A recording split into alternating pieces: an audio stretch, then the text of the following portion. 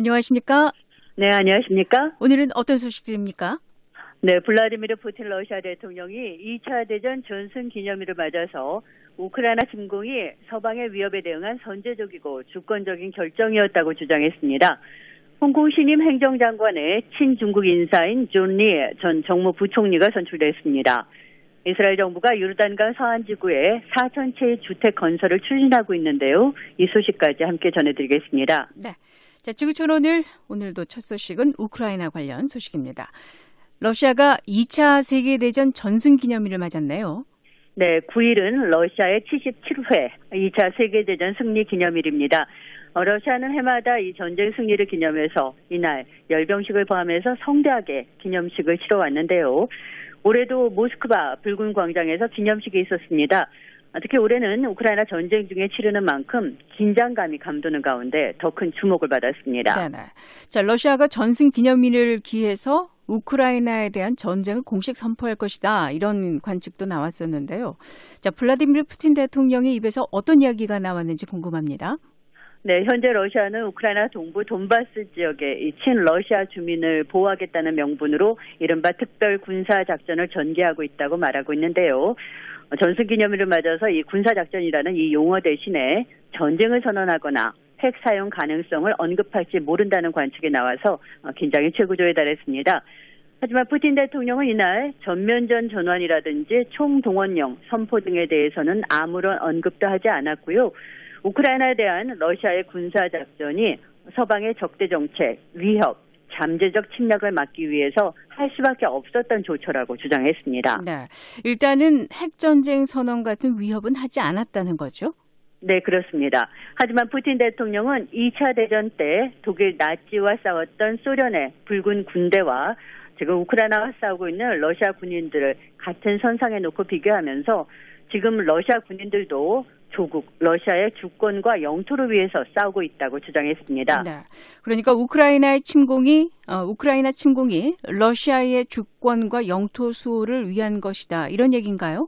네, 그렇습니다. 푸틴 대통령은 그동안 서방이 러시아의 안보 보장 요구, 또 북대서양 조약기구 나토 확장 철회를 하라는 요구에 귀를 기울이지 않았다고 비난했습니다. 그래서 러시아로서는 우크라이나에서 행동을 하는 것 외에는 다른 선택의 여지가 없었다고 주장을 펼쳤습니다. 네.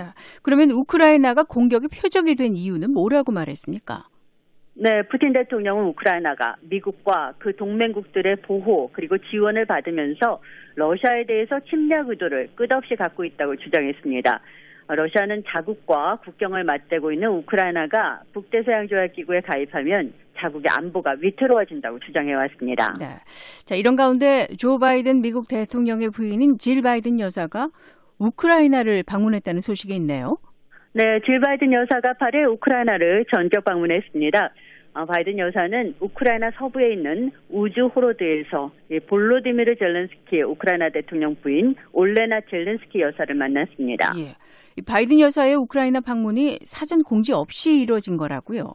네, 바이든 여사는 6일부터 9일까지 루마니아 또 슬로바키아를 방문해서 정부 당국자들과 회담하고 동유럽 전선에 나가 있는 미군 장병들을 위로하고 격려했는데요.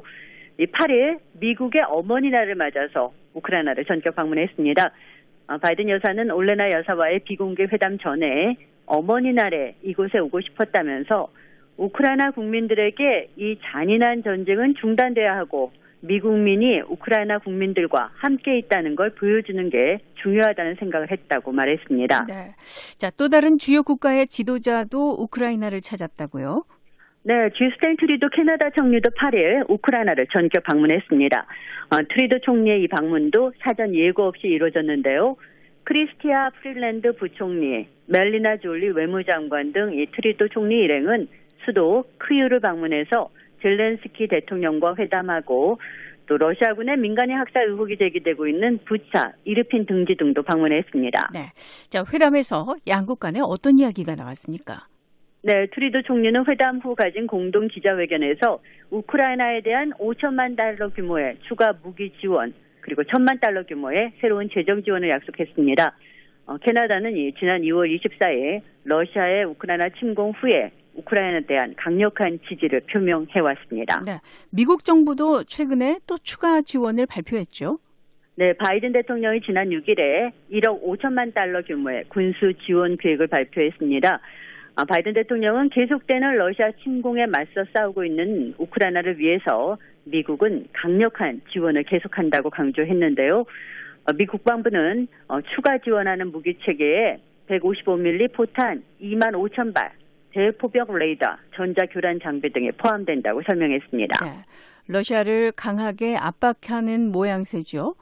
네, 미국 정부는 8일 채널 A1, 러시아 1, NTV 등 러시아 방송사들에 대한 추가 제재도 발표했습니다. 백악관은 직간접적으로 국가의 통제를 받고 있는 이 방송사 3곳을 제재한다면서 이들 방송사 광고 수익 등이 러시아로 들어간다고 밝혔는데요. 미국 기업들은 이들 방송사의 광고나 기타 장비 등의 판매를 할 수 없게 됩니다. 그런가 하면 주요 7개국 G7도 러시아산 석유 수입 금지에 대한 입장을 정리하는 등 이 러시아에 대한 국제사회 압박 강도가 계속 높아지고 있습니다. 예. 자, G7이 러시아산 석유에 대해서 어떤 결정 내렸습니까? 네, G7 정상들은 이 러시아산 석유 수입을 단계적으로 중단하기로 결정했습니다. G7 정상들은 8일 온라인 화상회의를 통해서 러시아 제재 방안을 논의하고 이 러시아산 석유 수입의 단계적 중단 또는 금지를 통해서 이 러시아 에너지 의존도를 점진적으로 줄여가기로 합의했는데요. 다만 구체적인 시간표나 세부 방안은 후속 논의를 통해 진행할 방침입니다.